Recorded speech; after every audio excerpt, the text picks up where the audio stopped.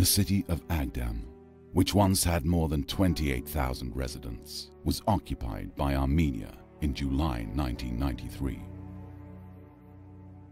The city and 89 villages of the region were destroyed to the ground with a cruelty unprecedented in the history of mankind.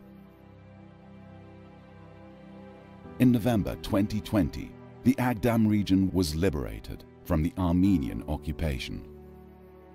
My name is Emin Husseinov. I'm the special representative of the President of the Republic of Azerbaijan. And today we are in our temporary camp, which is being built, still under construction, but nearing completion. And this camp is actually also a starting point which will basically signal all the recovery works to make this process as systematic and based on best practices. We have invited already some of the international investors with best practices, with cutting-edge technologies. We already have Turkish, Russian, European investors that have already invested in several parts of the city, but they started from this camp, and we have some examples of their works here, some technologies that they use, and this is some kind of a demonstration area, demonstration arena for them. So we're hoping that these technologies will be widely applied throughout the restoration works. And of course, this has all been done for the purpose of creating suitable living conditions for our citizens who we hope will soon return to their homes. We're now here at Khachinchay Water Reservoir. This is probably the biggest source of water in the liberated part of Ağdam.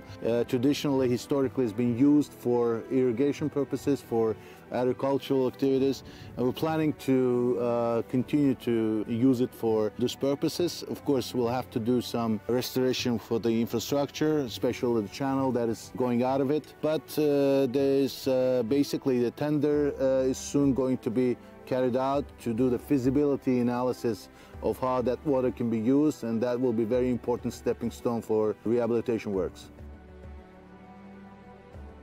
We're now in Shahbulaq Castle, Shahbulaq Springs here also. Very beautiful place, very picturesque. The nature is beautiful. We actually are used to think about Ağdam as industrial area with rich potential for agriculture, agro-processing. Places like this also present very important opportunity for tourism. So even during Soviet times, this area was used as more of a recreational site. So I think it could be a very good opportunity for potential investors who would like to invest in the restoration of Ağdam.